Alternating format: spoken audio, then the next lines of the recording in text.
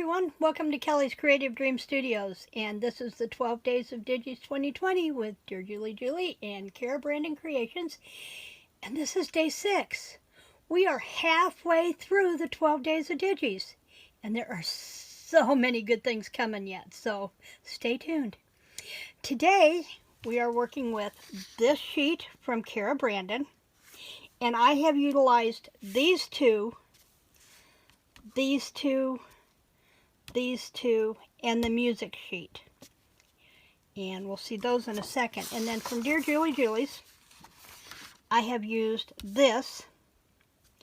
And I have plans for the other ones, particularly this one I want to turn into a music book. And possibly, let me show you what I've got here. I have printed these off of the internet.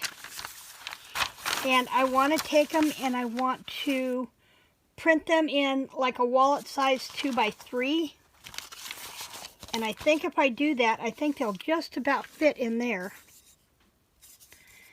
Let me see. Yeah, that's 2 1/4 with a seam and 3 1/4 with a seam. So if I could cut those down to a wallet size of 2x3, then I could turn this into a music book. But I'm just about out of printer ink, so that project's going to have to hold. If I can get that done, we will see that in the final flip through. I'm also trying to decide what I want to do with the postcard. I don't want to leave it plain. I had thought about taking this image that I already have a duplicate of and doing glossy accents on it and putting it on top of this, but then I'd be covering up top of the tree. The solution to that is, when I get more ink, I can make a duplicate of this postcard, fussy cut the tree out, and then lay it back on over top of this, just so that the postcard has some dimension. So those are a couple of things you may see in the final flip through. But what I've done today is, I started with those bands,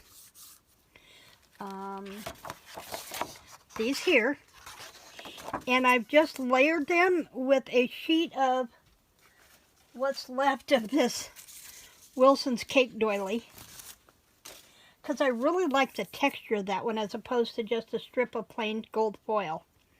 And I have glued them to a mat of that cardstock, or the copy paper that dyed really dark. The 32-pound copy paper seemed to dye a lot darker, a lot faster than a standard weight copy paper. So keep that in mind. If you dye 32-pound weight paper, you might want to shorten your dry time on that a little bit. Or make your dye more saturated, more watery, so that you don't get as bold of a color.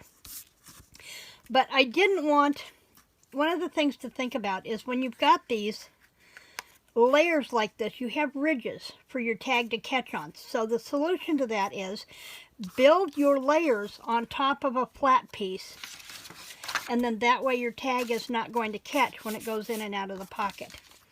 And then most of the time I use the tear and tape, score tape, double back paper tape, whatever you want to call it. Everybody has their own brand and their own name. And I made it to fit right in the bottom of this page here. And now when I slide things, let's see if I can get one. If I slide things in and out here, nothing's going to catch on the ridges of those layers. Okay? Then the other thing I've done is I took, as I said, I used this one, and the music paper from Kara's, and I used this from Dear Julie's, and I made this cluster. And what I'm going to do, when it's dry, I've still got stickles that are wet there, I'm going to glue it to the top here so it becomes a top tuck. And what I did was I layered those elements, and I layered a piece of that gold behind it, so that since this is a facing page, I have that gold on both sides to draw the eye across from one page to the next. I dusted the top of Santa's hat with the red stickles like I showed you yesterday using the paintbrush. Also did the gold stickles over this and over the bells. And then I came back and did my leaves and the holly berries. And I distress the edges of everything with my dark early espresso ink.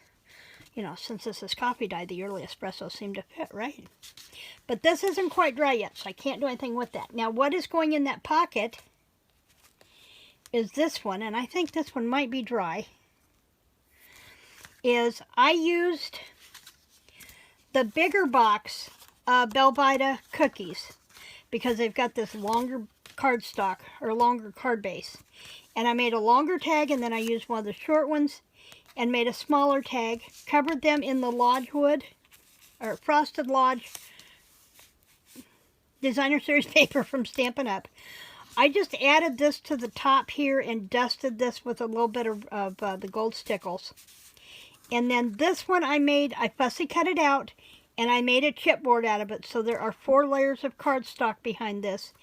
Not really super easy to cut out with your fine tip scissors when you've got those little bitty points and those 4 pieces of cardstock.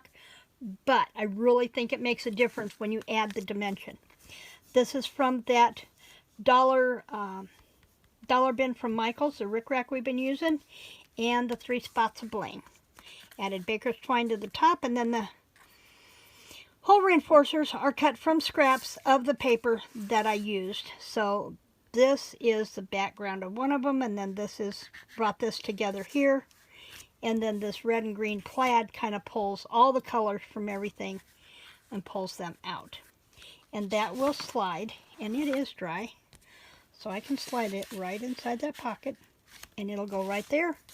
I'll have a top tuck, and there is my day 6 for the 12 days of Digis 2020. Tomorrow is day 7. I cannot wait to show you what I'm playing with that one. And in the meantime, remember to check out hashtag 12 days of Digis 2020. The 12 is the number. On all of social media, and see what everybody else is creating, as well as checking out the links of some of the other elves that I've discovered down below, and see what they're playing with.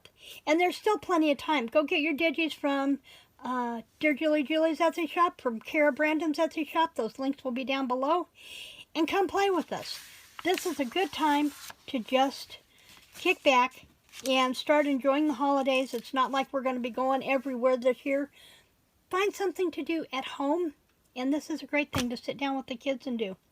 So I hope you have a fabulous day, and I look forward to seeing what you create. And creative Christmas blessings.